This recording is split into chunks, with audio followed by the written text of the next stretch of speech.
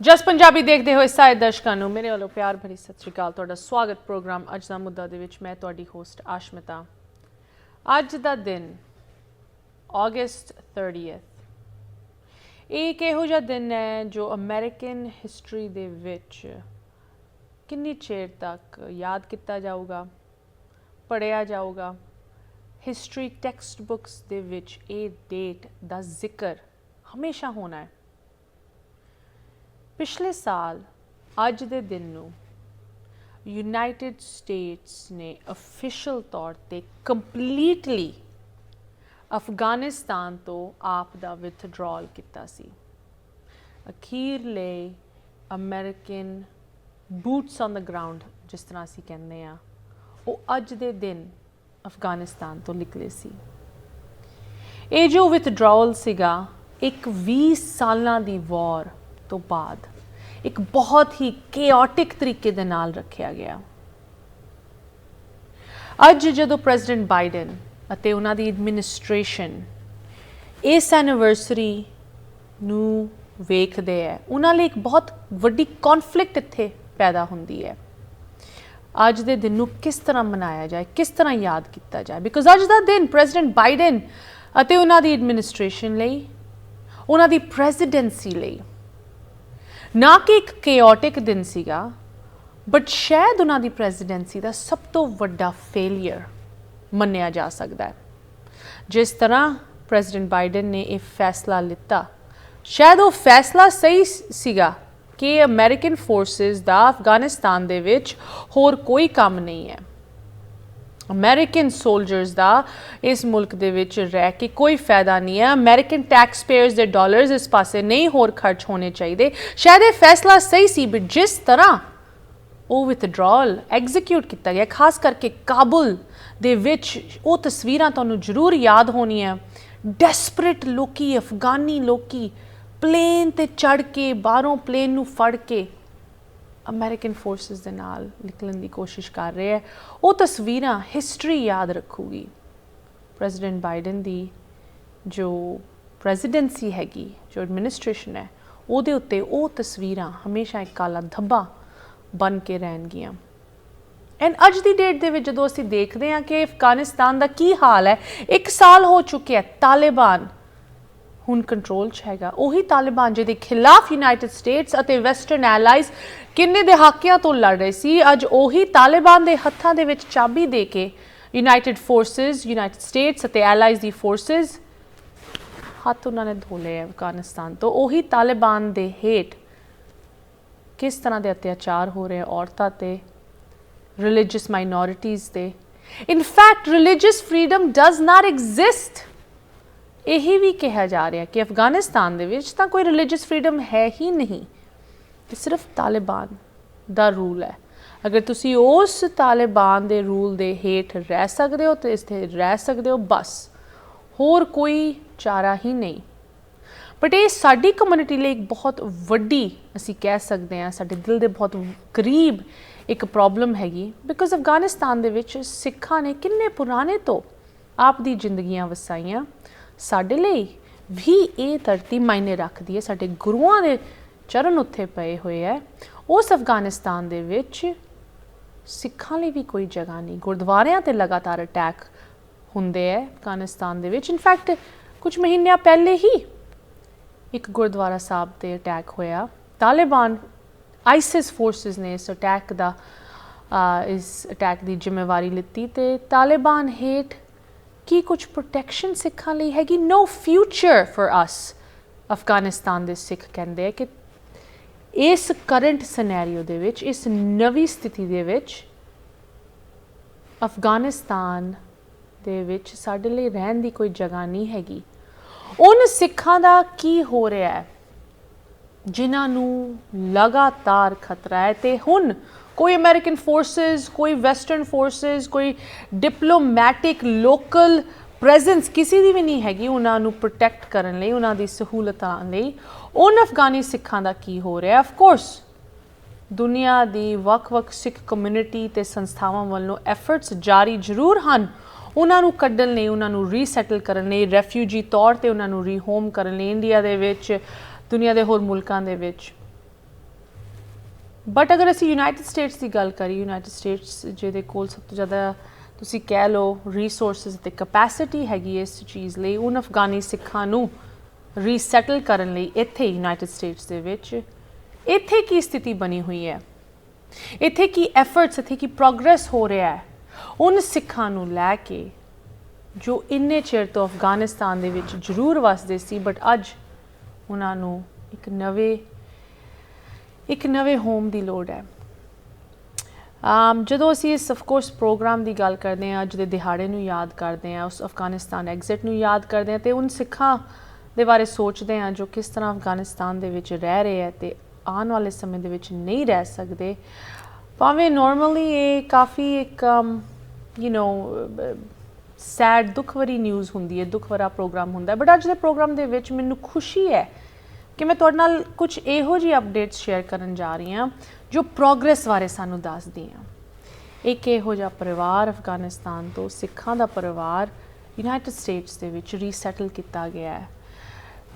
ਸਿੱਖ organisation, ਸਿੱਖ coalition ਵੱਲੋਂ efforts ਅਤੇ local community ਵੱਲੋਂ ਐਫਰਟਸ, ਇੱਥੇ ਨਿਊਯਾਰਕ ਦੀ ਲੋਕਲ ਸਿੱਖ ਕਮਿਊਨਿਟੀ ਅਤੇ ਜਥੇਬੰਦੀਆਂ ਵੱਲੋਂ ਜੋ ਐਫਰਟਸ ਕਿੰਨੇ ਚਿਰ ਤੋਂ ਚੱਲ ਰਹੀਆਂ, ਬਿਹਾਈਂਡ ਦ ਸੀਨਸ ਜੋ ਮਿਹਨਤ ਹੋ ਰਹੀ ਹੈ, ਉਹਦੇ ਬਾਰੇ ਅੱਜ ਜਾਣਕਾਰੀ ਤੁਹਾਡੇ ਨਾਲ ਸ਼ੇਅਰ ਕਰਾਂਗੇ। ਉਸ ਪਰਿਵਾਰ ਦੇ ਨਾਲ ਵੀ ਗੱਲ ਕਰਾਂਗੇ ਅਤੇ ਉਨ ਕਮਿਊਨਿਟੀ ਲੀਡਰਸ ਦੇ ਨਾਲ ਗੱਲ ਕਰਾਂਗੇ ਜਿਨ੍ਹਾਂ ਦੀ ਮਿਹਨਤ ਕਰਕੇ ਅੱਜ ਇਹ ਪਰਿਵਾਰ ਇੱਥੇ ਯੂਨਾਈਟਿਡ ਸਟੇਟਸ ਵਿੱਚ ਰੀਸੈਟਲ ਹੋ ਰਿਹਾ ਹੈ।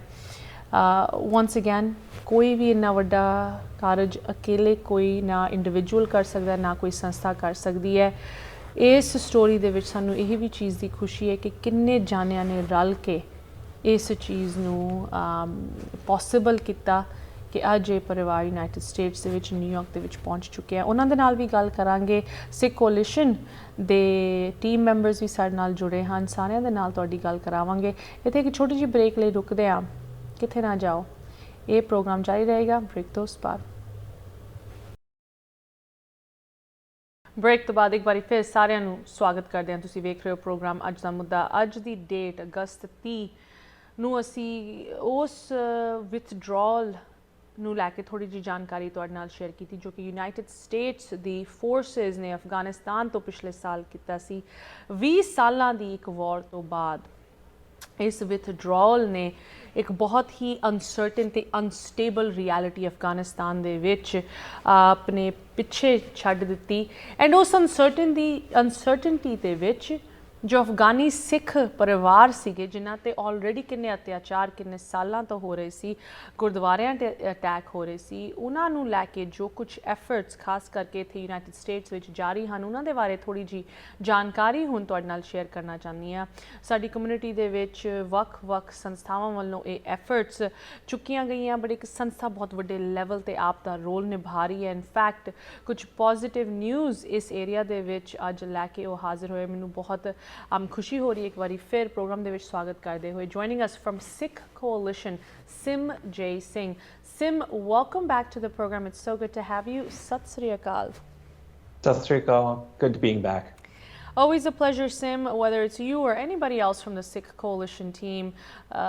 You guys' slogan, practice your faith fearlessly, is so important in these times, especially in parts of the world where Sikhs, despite their long-standing history, are targeted in the most horrendous ways, Afghanistan being at the top of that list. But Sikh Coalition has been very active, especially in the last couple of years, where Afghani Sikh families have seen so many attacks on the small communities, the gurdwaras that exist in the country, the most recent being just earlier this summer. But in this regard, we are sharing some positive news today when it comes to resettling those families, not in India or anywhere else, but right here in the United States. Sikh Coalition has played a big role. Before we get to the details of that family, we get to actually speak with them at Sikh Coalition's New York City offices later. Before we get to all of that, Sim, let's talk a little bit about the high-level policy work Sikh Coalition has been engaged in with lawmakers in the United States to facilitate the resettlement of these Afghani Sikh families here in the U.S. Yeah, it's been a long journey. Since March 2020, as many viewers know, the attack on a Kabul Gurdwara The Sikh Coalition worked with community leaders to raise the profile on the crisis facing the Afghan Sikh and Hindu community. And we were urging the US government to take action. And this work intensified during the US troop withdrawal in Afghanistan almost a year ago. And since that withdrawal began, organizations across the world advocated for the evacuation and permanent resettlement of Afghan Sikhs and Hindus. And in the years since, the Sikh Coalition has stayed in regular contact with the State Department, working around the world in order to continue advocating for their safe resettlement in other countries where we think that they would be able to practice their faith fearlessly.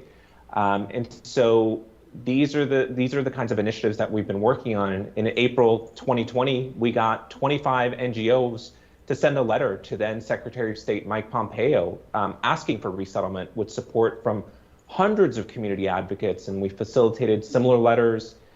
We got members of Congress as well from the United States House and the Senate sharing their support for the resettlement. And we continue to send and have dialogue with the Biden administration, State Department, on what more can be done.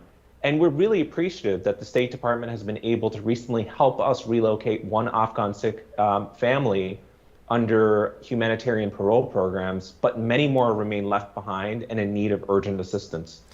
Sim, you're talking about resettlement of refugees whose entire lives, communities are under direct threat in parts of the world that are in severe conflict right now. This is an interesting thing because Afghani Sikh families in what's been taking place with these families has been ongoing.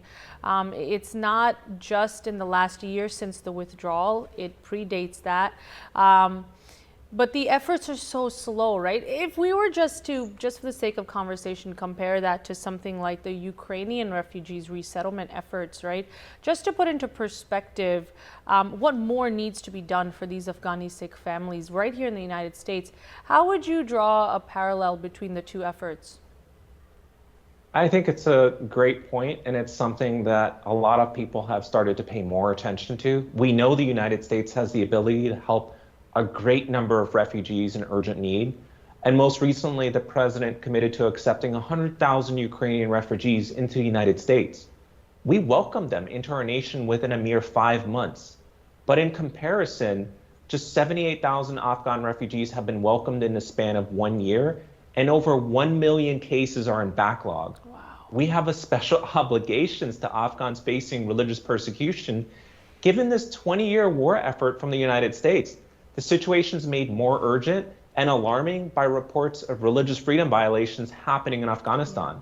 There's a real difference here in how refugees are being treated across countries. And we know that the president also made a campaign promise to us following the March 2020 attack on the Kabul Gurdwara, where 25 Sikhs died, including a 4-year-old girl. And he said he would stand by the Afghan Sikh and Hindu community. And we're looking for his fulfillment on that campaign promise now. Sim, you mentioned President Biden, so I have to ask, because specifically Sikh Coalition, the work that you guys do is so closely tied into the legislative process. You work directly with lawmakers, elected officials at all levels of government and in Washington, D.C. at the federal level especially.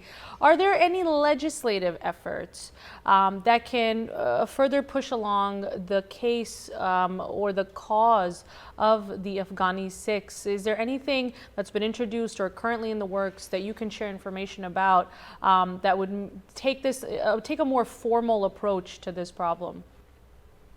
Yeah, there are some promising initiatives. Recently, Congress introduced the Afghan Adjustment Act, and we've urged the Biden administration to provide more Afghans a pathway for permanent legal status through programs like this. And I think it's just incumbent on Congress to pass this kind of legislation, which would certainly address the backlog of over 1 million cases that are still pending. Mm-hmm. And it also helps those who immigrated to the United States to have more clarity on their legal status in the country, because a lot of them are only allowed to stay for a year or two, depending on what kind of visa that they have. And it also will allow them to not lose their jobs or be deported to a third country while their applications or their status is pending. Right. A lot more needs to be done, but it is a start, and I think that is promising. I'm glad you shared information about this. Once again, that's the Afghan Adjustment Act, the new bill that's been introduced to help with this effort. But, you know, as dire as the situation is, we see some progress. We have the family who is going to be joining us, you know, shortly in this program. Sim, I'd love for you to share a little bit of information about this family and the efforts that Sikh Coalition, working with the local community here in New York, was able to put together to bring them and to resettle them here in the United States, before we go to your offices in the city and hear from them directly. We continue to remain invested in ensuring that Gulwinder Singh and his family are able to remain in the United States for longer than 1 year. Yeah. And we've been able to secure the arrival, which was a lengthy process that wouldn't have been possible without the support of our community members. Right. And now we have to turn our attention to ensure that more families like Gulwinder's have access to long-term settlement. There really are no words to express the immense and immediate sense of security Gulwinder Singh and his family have gained since safely arriving in the United States last month. Their story is one shining example of the real-life impact that resettlement to the United States has for Afghans' religious minorities.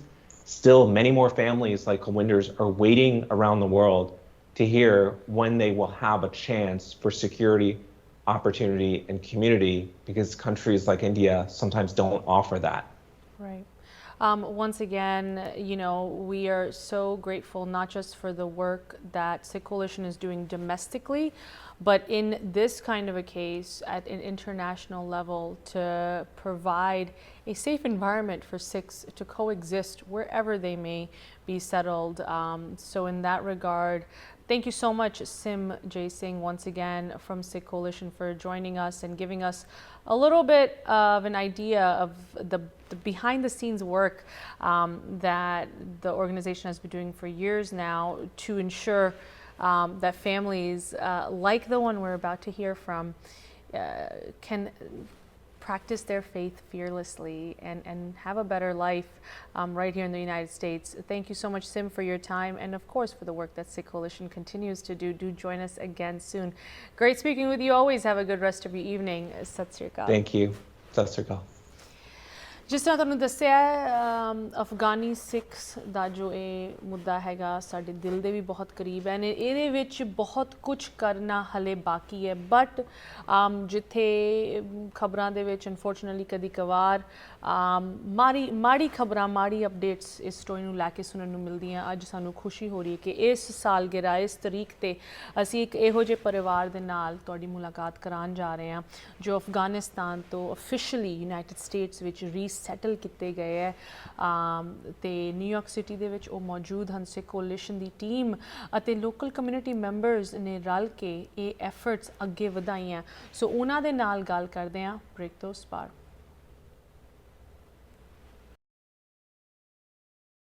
Break ਤੋਂ ਬਾਅਦ ਇੱਕ ਵਾਰੀ ਫਿਰ ਸਾਰਿਆਂ ਨੂੰ ਸਵਾਗਤ ਕਰਦੇ ਹਾਂ। ਜਿਸ ਤਰ੍ਹਾਂ ਤੁਹਾਨੂੰ ਦੱਸਿਆ ਅਤੇ ਸਿਮ ਵੀ ਸਾਨੂੰ ਦੱਸ ਰਹੇ ਸੀ, ਸਿੱਖ ਕੋਲੀਸ਼ਨ ਵੱਲੋਂ ਪਰਿਵਾਰ ਪਹੁੰਚ ਚੁੱਕਿਆ ਹੈ ਅਤੇ ਨਿਊਯਾਰਕ ਸਿਟੀ ਦੇ ਜੋ ਸਿੱਖ ਕੋਲੀਸ਼ਨ ਦੇ ਆਫਿਸਿਸ ਹਨ ਉੱਥੇ ਹੁਣ ਚੱਲਦੇ ਹਾਂ ਇਸ ਪਰਿਵਾਰ ਅਤੇ ਕਮਿਊਨਿਟੀ ਲੀਡਰਸ ਨਾਲ ਥੋੜ੍ਹੀ ਜਿਹੀ ਗੱਲ ਕਰਨ ਲਈ, ਕਿਸ ਤਰ੍ਹਾਂ ਦਾ ਉਹਨਾਂ ਦਾ ਸਫ਼ਰ ਰਿਹਾ ਅਤੇ ਹੁਣ ਇੱਥੇ ਆ ਕੇ ਕੀ ਉਹ ਉਮੀਦ ਰੱਖਦੇ ਹੈ, ਉਹਨਾਂ ਦੀ ਨਵੀਂ ਜ਼ਿੰਦਗੀ ਉਹਨਾਂ ਲਈ ਲੈ ਕੇ ਆਏਗੀ। ਆਓ ਚੱਲਦੇ ਹਾਂ ਸਿੱਖ ਕੋਲੀਸ਼ਨ ਦੇ ਨਿਊਯਾਰਕ ਸਿਟੀ ਆਫਿਸਿਸ ਦੇ ਵਿੱਚ। ਵਾਹਿਗੁਰੂ ਜੀ ਕਾ ਖਾਲਸਾ, ਵਾਹਿਗੁਰੂ ਜੀ ਕੀ ਫਤਿਹ। ਦਾਸ ਪਰਮਜੀਤ ਸਿੰਘ ਬੇਦੀ ਜੋ ਕਿ ਗਲੋਬਲ ਸਿੱਖ ਕੌਂਸਲ ਦਾ ਅਫਗਾਨਿਸਤਾਨ ਕਮੇਟੀ ਦੇ ਚੇਅਰਮੈਨ ਦੀ ਸੇਵਾ ਨਿਭਾ ਰਿਹਾ ਹੈ ਔਰ ਗੁਰਦੁਆਰਾ ਗੁਰੂ ਨਾਨਕ ਦਰਬਾਰ ਆਫ ਹਿਕਸਵਿਲ ਲੌਂਗਾਲੈਂਡ ਦਾ ਕੋ ਚੇਅਰਮੈਨ ਦੀ ਸੇਵਾ ਨਿਭਾ ਰਿਹਾ ਹੈ। ਸੋ ਅੱਜ ਜਿਹੜਾ ਅਸੀਂ ਇੱਥੇ ਇਸ ਪਰਿਵਾਰ ਨੂੰ ਲੈ ਕੇ ਇਕੱਠੇ ਹਾਂ, ਜੋ 13 ਬੰਦਿਆਂ ਦੀ ਇੱਕ ਫੈਮਿਲੀ ਜੋ ਕਿ ਕਾਬਲ ਤੋਂ ਮਾਈਗਰੇਟ ਹੋ ਕੇ ਇੰਡੀਆ ਗਈ ਔਰ ਇੰਡੀਆ ਤੋਂ ਉਹਨਾਂ ਨੂੰ ਅਮਰੀਕਾ ਜੋ ਪਹੁੰਚੇ ਨੇ ਉਹ।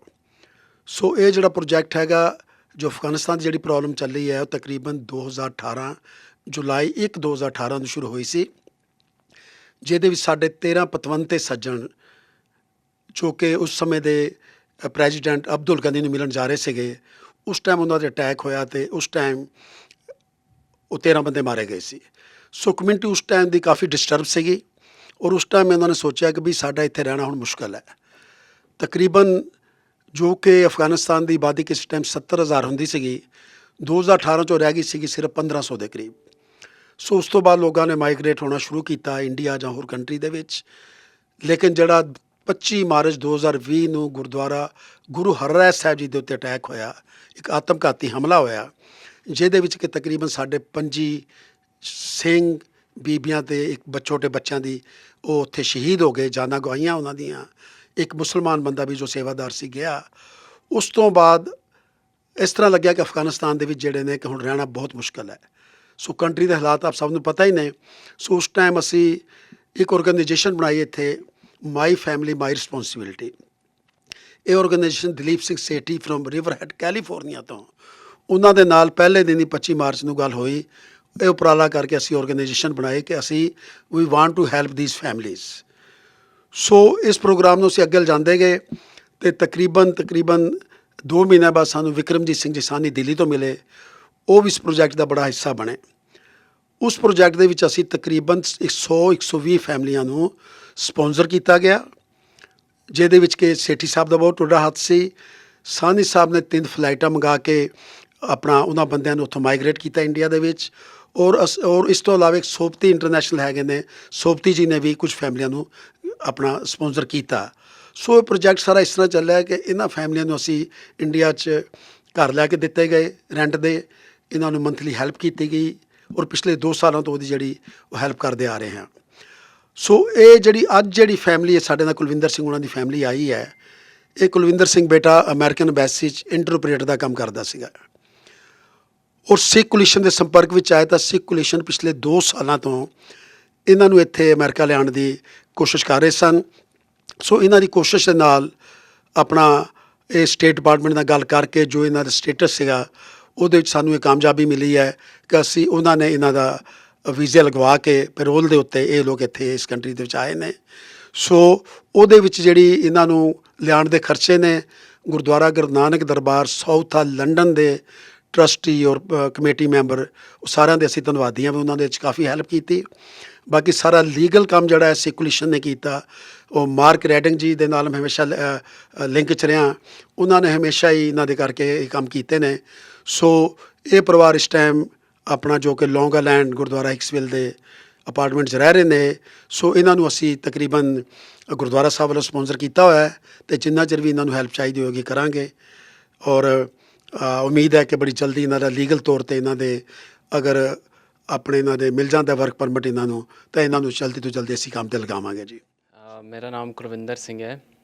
मैं अफगानिस्तान ਦਾ ਹਾਂ। ਮੈਂ ਪੈਦਾ ਹੋਇਆ ਪਖਤਿਆ ਅਤੇ ਸਾਡੀ ਪੂਰੀ ਜ਼ਿੰਦਗੀ ਕਾਬਲ ਵਿੱਚ ਗੁਜ਼ਰੀ ਹੈ। ਅਤੇ ਆਪਾਂ ਰਹਿੰਦੇ ਸੀ ਗੁਰਦੁਆਰਾ ਗੁਰੂ ਹਰਰਾਏ ਸਾਹਿਬ ਜੀ, ਜਿਹੜਾ ਜਦੋਂ 2020 25 ਮਾਰਚ ਤੋਂ ਅਟੈਕ ਹੋਇਆ ਸੀ। ਅਤੇ ਮੈਂ ਲੌਂਗ ਟਾਈਮ ਤੋਂ ਜਿਹੜੀ US Embassy ਦੀ ਹਿਊਮਨ ਰਾਈਟਸ ਅਤੇ ਲਾਅ ਯੂਨਿਟ 'ਤੇ ਸੀ, ਉੱਥੇ ਮੇਰਾ ਕਾਫੀ ਕੰਟੈਕਟ ਸੀ ਅਤੇ ਇੱਥੇ ਇੰਟਰਪ੍ਰੇਟਰ ਦੇ ਤੌਰ 'ਤੇ ਮੈਂ ਕੰਮ ਕਰਦਾ ਸੀ। ਜਿਹੜੇ ਪ੍ਰੋਬਲਮਸ ਅਫਗਾਨ ਸਿੱਖਾਂ ਅਤੇ ਹਿੰਦੂਆਂ ਦੀ ਸੀ, ਮੈਂ ਉੱਥੇ ਸ਼ੇਅਰ ਕਰਦਾ ਸੀ।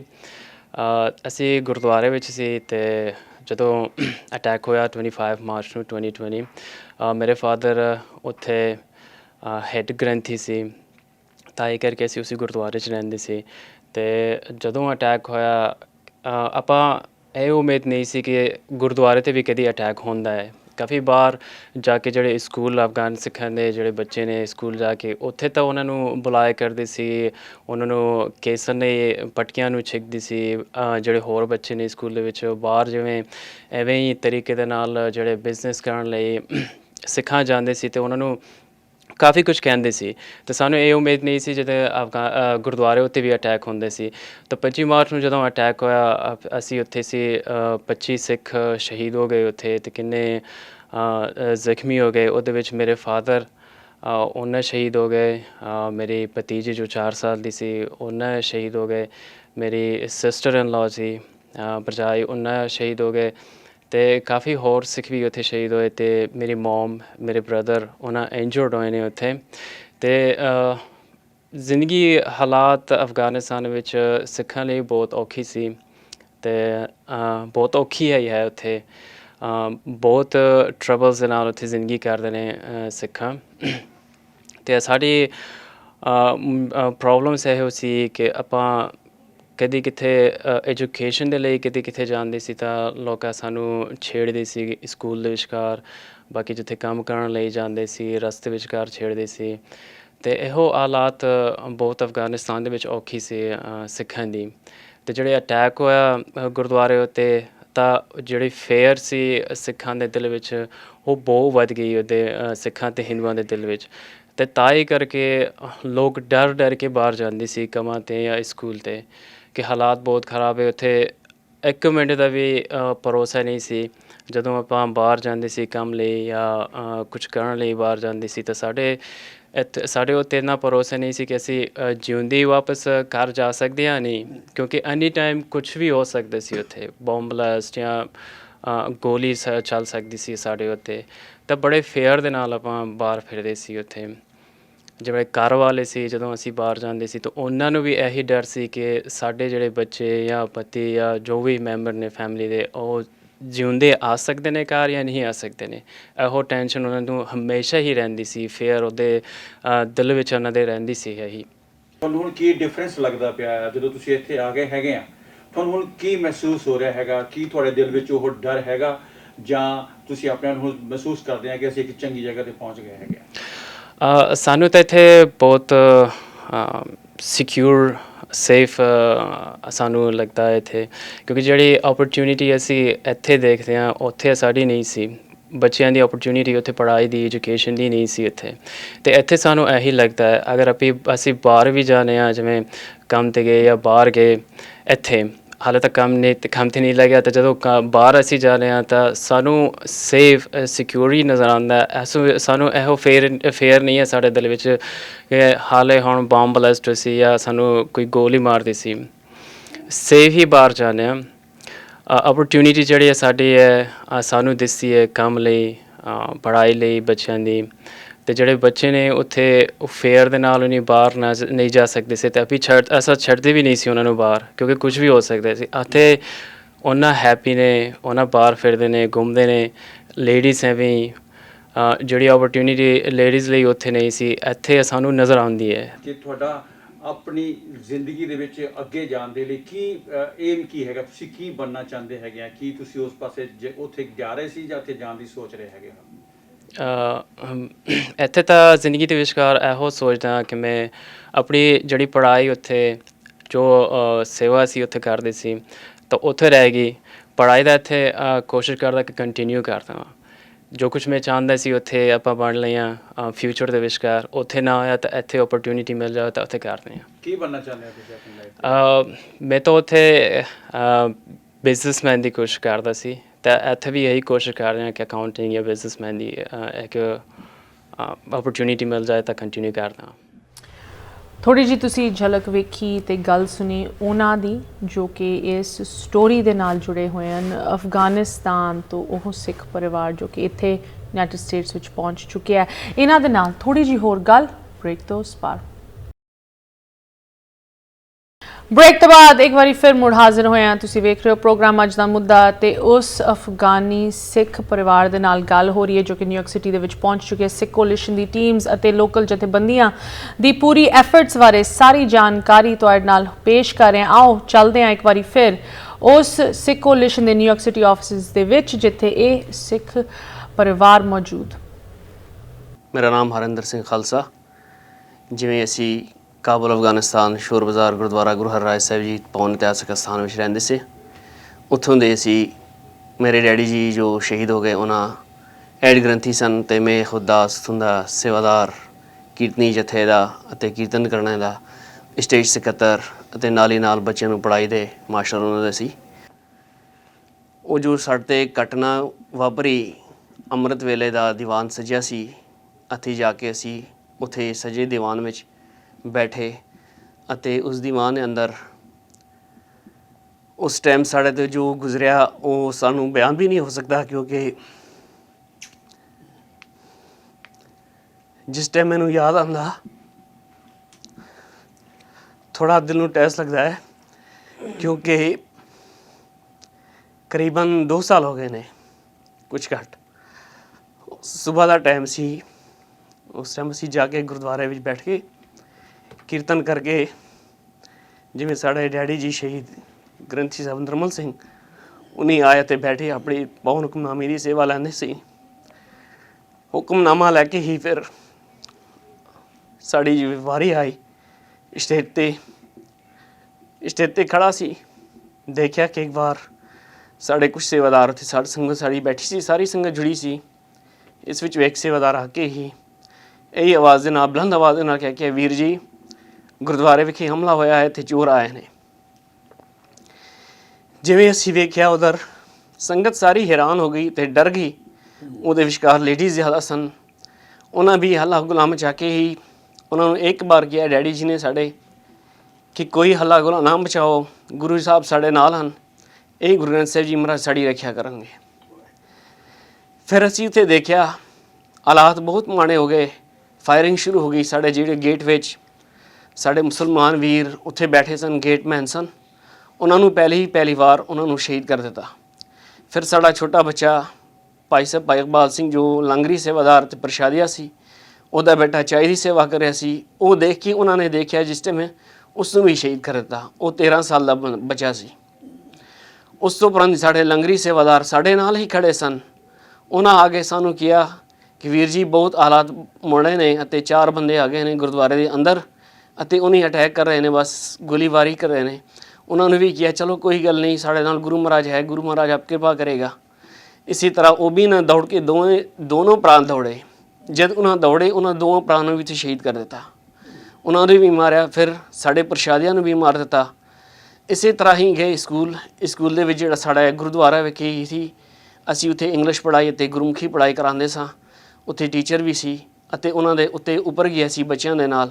ਉੱਤੇ ਬੱਚਿਆਂ ਨੂੰ ਵੇਖਿਆ, ਜਿਵੇਂ ਮੇਰਾ ਬੇਟਾ ਹੈ 13 ਸਾਲ ਦਾ, ਉਹਨਾਂ ਦੇ ਨਾਲ ਹੀ ਸਾਰੇ ਬੱਚਿਆਂ ਦੇ ਨਾਲ ਬੈਠਾ ਸੀ ਅਤੇ ਪਹਿਲੀ ਫਾਇਰਿੰਗ ਉਸੇ ਬੱਚੇ 'ਤੇ ਕੀਤੀ। ਮਗਰ ਗੁਰੂ ਮਹਾਰਾਜ ਨੇ ਕਿਰਪਾ ਕੀਤੀ, ਉਹ ਬੱਚੇ 'ਤੇ ਨਹੀਂ ਲੱਗੀ ਅਤੇ ਛੋਟੇ ਬੱਚਿਆਂ ਨੂੰ ਵੇਖ ਕੇ ਇਹ ਜ਼ਾਲਮ ਨੇ ਕਿਹਾ, ਮੈਂ ਬੱਚਿਆਂ ਨੂੰ ਕੁਛ ਨਹੀਂ ਕਹਿੰਦਾ, ਚਲੋ ਛੋੜ ਕੇ ਇਹ ਆ ਗਏ ਅੰਦਰ ਗੇਟ ਵਿੱਚ। ਅੰਦਰ ਹਾਲ ਵਿੱਚ ਆਇਆ। ਜਿਸ ਟਾਈਮ ਇਹ ਹਾਲ ਵਿੱਚ ਆਉਂਦਾ ਸੀ, ਅਸੀਂ ਖੜ੍ਹੇ ਸੀ ਪਾਵਨ ਪਵਿੱਤਰ ਸਥਾਨ ਵਿੱਚ ਅਤੇ ਮੰਜੀ ਸਾਹਿਬ ਦੇ ਕੋਲ ਅਸੀਂ ਖੜ੍ਹੇ ਸਾਂ। ਸਾਡਾ ਡੈਡੀ ਜੀ ਉੱਥੇ ਖੜ੍ਹਾ ਸੀ ਅਤੇ ਉਹਨਾਂ ਨੇ ਇੱਕ ਹੀ ਗੱਲ ਕਹਿ ਦਿੱਤੀ ਕਿ ਮੈਨੂੰ ਕਿਰਪਾਨ ਦਿਓ। ਇਹ ਸ਼ਮਸ਼ੇਰ ਲੈ ਕੇ ਹੀ, ਜਿਵੇਂ ਸ੍ਰੀ ਸਾਹਿਬ ਲੈ ਕੇ ਦੇਖਿਆ ਇਹ ਖੜ੍ਹਾ ਸੀ ਅਤੇ ਇਹ ਜ਼ਾਲਮ ਆਪਣੇ ਜੁੱਤੀਆਂ ਦੇ ਨਾਲ ਹੀ ਗੁਰਦੁਆਰੇ ਵਿੱਚ ਅੰਦਰ ਆ ਗਿਆ। ਅਤੇ ਡੈਡੀ ਜੀ ਨੇ ਇਹੀ ਕਿ ਜ਼ਾਲਮ ਕਿਸ ਤਰ੍ਹਾਂ ਦਾ ਅੰਦਰ ਆਉਂਦੇ ਹੀ ਜਾ ਕੇ ਉਹਨਾਂ 'ਤੇ ਇਹ ਸ਼ਮਸ਼ੇਰ ਨੂੰ ਲੈ ਕੇ ਇਸ ਤਲਵਾਰ ਨੂੰ ਉਹਨਾਂ 'ਤੇ ਵਾਰ ਕਰਦਾ ਸੀ ਅਤੇ ਇਸ ਜ਼ਾਲਮ ਨੇ ਇੱਕ ਬੰਦੇ ਨੇ ਉਹਨੂੰ ਗੋਲੀ ਮਾਰੀ ਪੈਰ ਵਿੱਚ ਅਤੇ ਦੂਜਾ ਇਹਦੇ ਮੂੰਹ ਅੱਗੇ ਜੋ ਖੜਾ ਸੀ ਇਹਨੂੰ ਮੂੰਹ ਦੇ ਵਿਚਕਾਰ ਇਹਦੇ ਗੋਲੀ ਨਾਲ ਮਾਰ ਕੇ ਇਹਨਾਂ ਨੂੰ ਸ਼ਹੀਦ ਕਰ ਦਿੱਤਾ। ਉਸ ਵੇਲੇ ਸਾਡੇ ਜੋ ਹੋਰ ਸਿੰਘ ਸਾਡੇ ਨਾਲ ਸਨ, ਤਕਰੀਬਨ 25 ਬੰਦੇ ਉਹ ਤੋਂ ਜ਼ਿਆਦਾ ਸਨ, 25 ਬੰਦਿਆਂ ਨੂੰ ਇਸ ਤਰ੍ਹਾਂ ਨੂੰ ਮਾਰ ਦਿੱਤਾ ਜਿਵੇਂ ਕੋਈ ਚਿੜੀ ਨੂੰ ਮਾਰਦਾ ਹੈ। ਸਾਰਿਆਂ 'ਤੇ ਗੋਲੀ ਬਰਾਨੀ ਕਰਕੇ ਹੀ ਸਾਰਿਆਂ ਨੂੰ ਸ਼ਹੀਦ ਕਰ ਦਿੱਤਾ ਅਤੇ ਫਿਰ ਆ ਕੇ ਉੱਪਰ ਆਇਆ। ਅਤੇ ਇਸੇ ਟਾਈਮ ਵਿੱਚ ਮੇਰੀ ਛੋਟੀ ਬੇਟੀ ਤਾਨੀਆ ਕੌਰ ਅਤੇ ਉਹਨਾਂ ਦੀ ਮਦਰ ਉਹਨਾਂ ਦੇ ਨਾਲ ਸੀ। ਉਹ ਇਹੀ ਕਹਿੰਦੀ ਸੀ, ਡੈਡੀ ਮੈਨੂੰ ਚਾਹ, ਤਾਂ ਮੈਂ ਆਪਣੇ ਠੱਗੀ ਕੀਤੀ ਉਹਨਾਂ ਵਾਸਤੇ। ਉਸ ਜ਼ਾਲਮ ਨੇ ਉਹ ਗੋਲੀ ਲੈ ਕੇ ਉਹਦੇ ਸਿਰ ਵਿੱਚ ਮਾਰੀ ਅਤੇ ਉਹਦੀ ਮਦਰ ਦੇ ਛਾਤੀ ਵਿੱਚ। ਉਹ ਦੋਨੋਂ ਡਿੱਗ ਪਏ ਮੇਰੇ ਹੱਥੋਂ। ਫਿਰ ਮੈਂ ਦੇਖਿਆ ਮੇਰੇ ਤੋਂ ਅੰਧੇਰਾ ਹੋ ਗਿਆ।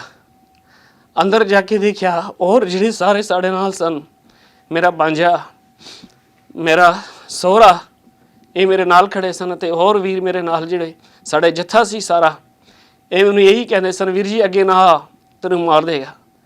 ਬਸ ਮੈਂ ਜੇਕਾਰ ਹਜੇ ਜਿਹੜੀ ਸੰਗਤ ਨੂੰ ਦੇਖਿਆ ਉੱਥੇ ਸ਼ਹੀਦ ਹੋ ਗਈ। ਉਹਨਾਂ ਨੇ ਉਸ ਟਾਈਮ ਪ੍ਰਸ਼ਾਦਾ ਲਿੱਤਾ ਸੀ ਅਤੇ ਪ੍ਰਸ਼ਾਦ ਆਪਣੇ ਮੂੰਹ ਵਿੱਚ ਪਾ ਕੇ ਹੀ ਚੌਪਈ ਸਾਹਿਬ ਜੀ ਦਾ ਪਾਠ ਕਰਦੇ ਸਨ ਸਾਰੇ। ਅਤੇ ਜਿਸ ਨੂੰ ਵੀ ਗੋਲੀ ਲੱਗੀ ਅਤੇ ਉਹਨਾਂ ਨੇ ਇਹੀ ਕਿਹਾ, ਬੋਲੇ ਸੋਨਿਹਾਰ ਸਤਿ ਸ੍ਰੀ ਅਕਾਲ ਦਾ ਜੇਕਾਰਾ ਬੁਲਾ ਕੇ ਉਹ ਡਿੱਗਦੇ ਸਨ। ਅਤੇ ਵੇਖ ਕੇ ਹੀ ਫਿਰ ਅਸੀਂ ਜਿਵੇਂ ਗੁਰਦੁਆਰੇ ਆਇਆ ਤਾਂ ਮੈਨੂੰ ਇਹ ਅਹਿਸਾਸ ਸੀ ਕਿ ਮੇਰੇ ਜਿਹੜੇ ਬਰਾਦਰ ਹਨ, ਹੁਣ ਹੀ ਸਾਡੇ ਨਾਲ 5 ਬਰਾਦਰ ਹਨ, ਮੈਨੂੰ ਤਾਂ ਇਹਨਾਂ ਕਈ ਬੰਦਿਆਂ ਨੇ ਇਹੀ ਕਿਹਾ ਕਿ ਉਹਨਾਂ ਨੂੰ ਵੀ ਸਾਰਿਆਂ ਮਾਰ ਦਿੱਤਾ। ਸਾਡੇ ਘਰ ਵਿੱਚ ਕੋਈ ਵੀ ਨਹੀਂ ਰਿਹਾ। ਮੇਰੇ ਤੇ ਇੱਕ ਰਾਤ ਹੋ ਗਈ, ਹਨੇਰਾ ਹੋ ਗਿਆ, ਹੋਰ ਵੀ ਮੈਂ ਕਿਉਂ ਗਿਆ, ਫਿਰ ਮੈਂ ਕਿਉਂ ਜੀਣਾ ਵਾ, ਸ਼ਾਇਦ ਮੈਂ ਵੀ ਮਰ ਜਾਵਾਂ ਇਸੇ ਤਰ੍ਹਾਂ। ਫਿਰ ਵੇਖਿਆ ਕਿ ਮੇਰੇ ਨਾਲ ਵਾਰੀ ਮੇਰੇ ਭਰਾ ਆਏ ਮਿਲੇ ਅਤੇ ਇਹਨਾਂ ਨੇ ਇੱਕ ਹੀ ਗੱਲ ਕਹੀ, ਸਾਡਾ ਡੈਡੀ ਜੀ ਨਹੀਂ ਰਿਹਾ। ਬਸ ਉਸ ਟਾਈਮ ਮੇਰੇ ਤੇ ਬਹੁਤ ਸਖਤ ਕਟਨ ਗੁਜ਼ਰਿਆ। ਫਿਰ ਦੇਖਿਆ ਗੁਰਦੁਆਰੇ ਵਿਖੇ ਜਿਵੇਂ ਅਸੀਂ ਗਏ,